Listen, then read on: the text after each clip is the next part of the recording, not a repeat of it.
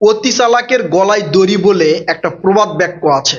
এই প্রবাদ বাক্যটা জামাতি ইসলামের ক্ষেত্রে একদম খাপে খাপ আব্বাসের বাপ হয়ে মিলে গেছে।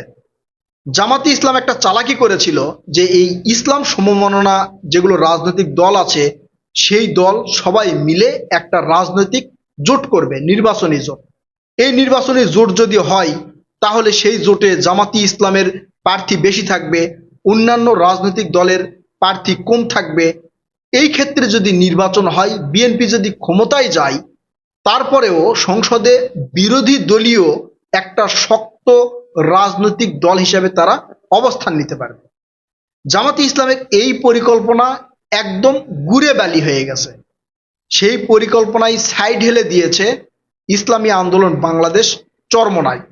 চরমোনাই এমন একটা কৌশল গ্রহণ করেছে যেই কৌশলে জামাতি ইসলামের যেই ভোট একদম অর্ধেক সর্ধেক হয়ে যাবে। শুধু জামাতি ইসলাম নিজেই মরল তাই নয়, জামাতি ইসলাম কয়েকটা রাজনৈতিক দলকে নিয়ে মরল এবং এনসিপি, এবি পার্টি এদেরকেও মেরে ফেলল। এদের যে একটা স্বপ্ন ছিল বা আশা ছিল, সে আশাটাও ভঙ্গ হয়ে গেল। ইসলামী আন্দোলন বাংলাদেশ চরমোনাই কি এমন কৌশল গ্রহণ করেছে? ইসলামী আন্দোলন চরমোনাই যখন বুঝতে পেরেছে যে যদি জামাতের সাথে তারা জোট করে এবং এই জোটে যদি নির্বাচন করে তাহলে জামাত হবে বিরোধী দল এবং শক্ত একটা বিরোধী দল হবে যেখানে তাদের প্রার্থী খুব কম হবে। তাই তারা এই জোট থেকে বের হয়ে নতুন একটা জোট করার কৌশল অবলম্বন করেছে এবং এই ইসলামী আন্দোলন বাংলাদেশ যে জোটটা করবে সেই জোট মারাত্মক শক্তিশালী হবে। কেন শক্তিশালী হবে আপনাদেরকে একবারে ক্লিয়ার করে বলছি আমি। যদি এই চরমোনাই জোট করে, এই চরমোনাইয়ের সাথে জাতীয় পার্টির দুই অংশ আছে, এছাড়াও বিএনপির সাথে এবং জামাতের সাথে জোটে যারা নেয় তারা কিন্তু এই চরমোনাইয়ের সাথে যুক্ত হবে। যুক্ত হওয়ার ফলে কি হবে আপনারা জানেন। আপনি যেটাই বলি, আওয়ামী লীগের কিন্তু মোটামুটি ভালো একটা সমর্থন বাংলাদেশে রয়েছে। আওয়ামী লীগের যেই ভোটগুলো রয়েছে জামাত ইসলাম মনে করেছিল এই ভোটগুলো তারা পাবে। জামাত ইসলামের মনে করার কিছু কারণও ছিল, কারণ 5 আগস্টের পর শেখ হাসিনা এবং আওয়ামী লীগের যে সকল নেতাকর্মীরা পালিয়ে গেছে, তারপরে যারা বাংলাদেশে আছে তাদেরকে মোটামুটি একটা ছায়াতলের মধ্যে রাখছিল জামাতে ইসলাম। বিএনপির নেতাকর্মীরা 16-17 বছর ধরে নির্যাতনের শিকার হয়েছে, তারা প্রতিশোধ নিয়েছে। প্রতিশোধটা কি? তাদের বিরুদ্ধে যারা মামলা করেছিল, বিএনপিও আওয়ামী লীগের তাদের বিরুদ্ধে মামলা করেছে। মামলা করে মোটামুটি একটা এলাকা ভিত্তিক শত্রুতা হয়েছে। বিএনপি মনে করেছে 17 বছর আমাকে জ্বালাইছিস, এখন আমি সুযোগ পাইছি, আমি তোদের জ্বালাবো। এই সুযোগটা কাজে লাগিয়ে জামাতি ইসলাম ওই সুযোগে ওই আওয়ামী লীগের নেতাকর্মীদের পাশে গিয়ে দাঁড়িয়েছে। বলেছে, দেখ বিএনপি তোদের উপর অত্যাচার করতেছে, আমরা কিন্তু তোদের উপর অত্যাচার করতেছি না। অর্থাৎ নির্বাচনে যেই ভোট দিবি সেই ভোটটা জামাত ইসলামকে দিবি, দাঁড়িপাল্লায় দিবি।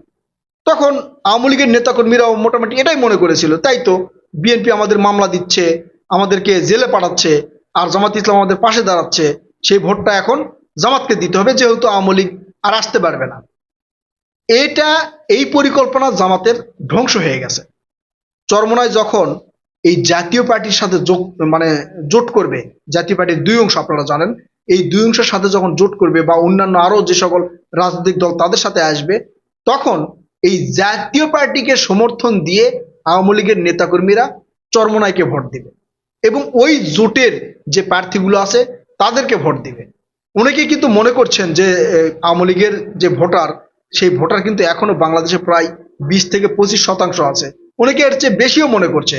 সেই ভোট যদি চরমোনাইয়ের কাছে যায় তাহলে জামাতি ইসলামের যে আগের অবস্থান, ঠিক সে আগের অবস্থানে যেতে হবে। আগের অবস্থান বুঝতে পেরেছেন? যখন আওয়ামী লীগ বিএনপি নির্বাচন করত তখন এই জামাতি ইসলাম হয় আওয়ামী লীগের সাথে যেত, না হলে বিএনপির সাথে যেত। যদি না যেত তাহলে 3 নম্বর অবস্থানে থাকতো এই জামাত, মাঝে মাঝে 4 নম্বর অবস্থানে যেত। যখন জাতীয় পার্টি শক্ত হয়ে এসে নির্বাচন করলো, জামাত 4 নম্বরে থাকতো। এখনো জামাত ঠিক 4 নম্বরে মনে হয় চলে যেতে পারে। 4 নম্বরে না গেলে 3 নম্বর কনফার্ম ধরে রাখেন, কারণ তিনটা দলই তো হবে, বিএনপি হবে, তারপরে ইসলামী আন্দোলন বাংলাদেশ চরমোনাই হবে, আর জামাত ইসলামের জোট হবে। তো এই ক্ষেত্রে জামাত ইসলাম 3 নম্বরে যাবে বলে অনেকেই মনে করছেন, এটা আমারও ধারণা। কারণ আওয়ামী লীগের ভোট চরমোনাইয়ের দিকে যাবে, চরমোনাইয়ের কিছু ভোট চরমোনাইয়ে থাকবে, আবার এই যে জাতীয় পার্টির 2 অংশ, এদেরও ভোট তাদের দিকেই থাকবে। তাহলে সব মিলে দেখবেন জামাতের চেয়ে এই চরমোনাইয়ের অংশে বা চরমোনাই জোটের প্রার্থী বেশি জয়ী হয়ে আসার সম্ভাবনা আছে। এই ক্ষেত্রে জামাত ইসলাম বিশাল একটা গর্তে পড়ে গেল।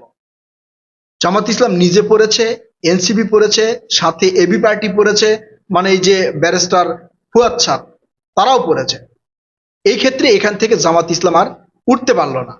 জামাত ইসলামের কিন্তু একটা বড় সম্ভাবনা ছিল, যদি ইসলামিক দলগুলোকে নিয়ে একটা জোট করতে পারতো, তাহলে জামাত ইসলাম মোটামুটি একটা ভালো পজিশনে আসতে পারতো, অনেক আসন পেতো। আমরা যেটাই বলি, জামাত ইসলাম অনেক আসন পেতো, সরকার গঠন করতে পারতো না ঠিক আছে, কিন্তু অনেক আসন পেয়ে শক্ত একটা বিরোধী দল হতে পারতো।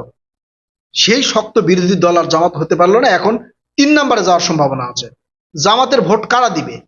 জামাতের ভোট জামাতের নেতাকর্মী যারা আছে তারা দিবে, কিছু সমর্থক আছে তারা দিবে। এনসিপি কে ভোট কে দিবে বলেন? এনসিপির কোনো ভোট আছে? আমার মনে হয় না যে এনসিপির কোনো ভোট আছে। যদি কিছু থেকে থাকে সেটাও খুবই নগণ্য। তাহলে জামাতে ইসলাম এবং জামাত ইসলামের সমর্থক বা জামাতের সাথে যারা জোট করেছে তাদের ভোট আপনি তুলনা করে দেখেন, চরমোনাইয়ের বা চরমোনাইয়ের সাথে যদি তারা জোট করে সেই জোটের ভোট তুলনা করে দেখবেন, সেখানে চরমোনাইয়ের পক্ষেই অনেক বেশি ভোট পড়বে। এছাড়াও জামাত ইসলাম আরেকটা বিপদের মধ্যে পড়বে, সেটা হচ্ছে জামাত ইসলামের নেতাকর্মীরা বা জামাত ইসলামের প্রার্থীরা বিভিন্ন জায়গায় গিয়ে মানুষকে ইসলামের নাম বলে বা জান্নাতের লোভ দেখিয়ে যে ভোট চাচ্ছিল, সেইটাতেও তারা বাধাগ্রস্ত হবে। কারণ ওখানে যে চরমোনাইয়ের প্রার্থী থাকবে তারাও তো বলবে যে আমরা ইসলামিক দল, আমাদের হাত পাকায় ভোট দেন জান্নাতে যাবেন। এইদিকে জামাত ইসলামের প্রার্থীরা বলবে দাঁড়িপাল্লায় ভোট দেন আপনি জান্নাতে যাবেন। তার মানে জান্নাতের দরজা নিয়ে তারা টানাটানি করবে। এটা মহান আল্লাহ তাআলার সৃষ্টি করা জান্নাত নয়, এটা জামাতি ইসলাম এবং এই ইসলামী আন্দোলন বাংলাদেশের কথিত জান্নাত আর কি। মানে তাদেরকে ভোট দিলে জান্নাতে যাবে সেই জান্নাত, ভোট দিলে যে জান্নাতে যাওয়া যাবে না সেটা অনেক বক্তারা বলছে, আমি আগের ভিডিওতেও বলছি। তো এই যে তাদের একটা ন্যারেটিভ, এই ন্যারেটিভটা ধ্বংস হয়ে যাবে। এবং এই ন্যারেটিভ যখন ধ্বংস হয়ে যাবে তখন জামাত ইসলাম কি বলে ভোট চাইবে? বিএনপি জনগণের কাছে গিয়ে বলবে আমার মা এই দেশনেত্রী বেগম খালেদা জিয়া, আপনারা যদি তাকে পছন্দ করেন তাহলে ধান শীষে ভোট দেন। শহীদ রাষ্ট্রপতির শহীদ রাষ্ট্রপতি জিয়াউর রহমানের গুণাবলী তুলে ধরবে যে তিনি দেশের জন্য কি করেছেন, তো তাকে যদি ভালোবেসে থাকেন তাহলে ধান শীষে ভোট দেন। জামাত ইসলাম কি বলে ভোট চাইবে বলেন? জামাত ইসলাম বলবে যে আমরা 71-এ মানে বাংলাদেশ স্বাধীন হোক এটা আমি চাই নাই বা আমাদের দল চায় নাই, আপনারা ভোট দেন। এটা বললে কি ভোট পাবে? ইসলামী আন্দোলন যে বাংলাদেশ চরমোনাই, তারা কি বলে ভোট চাইবে বলেন? তারা ভোট চাইবে ওই একটা কথাই বলে যে আপনারা ধানের ইয়াতে ওই মানে দাঁড়িপাল্লায় ভোট দেন জান্নাতে যাবেন, হাত পাকায় ভোট দেন জান্নাতে যাবেন। মানুষ তখন বিভ্রান্তির মধ্যে পড়ে যাবে, কিরে দাঁড়িপাল্লায় ভোট দিলেও জান্নাতে যাব, আবার হাত পাকায় ভোট দিলে সেটা তো জান্নাতে যাব। তো আসলে মানে কতগুলা জান্নাত আর কি এদের। এই ন্যারেটিভটা এদের ধ্বংস হয়ে গেল। আর এটা ধ্বংস হওয়ার কারণে এদের ভোট অর্ধেক সর্ধেক হয়ে যাবে। এবং আপনারা মিলিয়ে দেখবেন, যদি ইসলামী আন্দোলন বাংলাদেশ চরমোনাই, তারপর হচ্ছে জাতীয় পার্টি আর কিছু রাজনৈতিক দল যদি একত্রিত হয়ে তারা একটা জোট গঠন করে, এবং জামাতের যে জোট আছে এই জোটের চেয়ে ইসলামী আন্দোলন বাংলাদেশ চরমোনাইয়ের জোটের ভোট বেশি পাওয়ার সম্ভাবনা আছে। তাদের প্রার্থীও বেশি জায়গায় জয়ী হয়ে আসার সম্ভাবনা রয়েছে। এবং এই এদের মধ্যে এই ঝামেলার কারণে মাঝখানে ফাঁকা মাঠে গোল দিবে বিএনপি, তাদের ভোটগুলো ভাগ হয়ে যাবে আর বিএনপির যে প্রার্থীগুলো আছে সেখান থেকে জয়ী হয়ে আসবে। প্রিয় দর্শক, আপনারা কি মনে করছেন? আপনারা আপনাদের মূল্যবান মতামত কমেন্ট করে জানাবেন। ভিডিওটা লাইক কমেন্ট করবেন, আমার চ্যানেলটি সাবস্ক্রাইব করবেন। আমার ফেসবুক পেজ আছে, ফেসবুক পেজে গিয়ে ভিডিওটা শেয়ার করে দিতে পারেন। এছাড়াও আপনারা আমার ভিডিও ডাউনলোড করে নিজের চ্যানেল বা ফেসবুক পেজে ছাড়তে পারেন, একদম কপিরাইট ফ্রি। প্রিয় দর্শক, কথা হবে নতুন কোনো ভিডিওতে ইনশাআল্লাহ। আল্লাহ হাফেজ।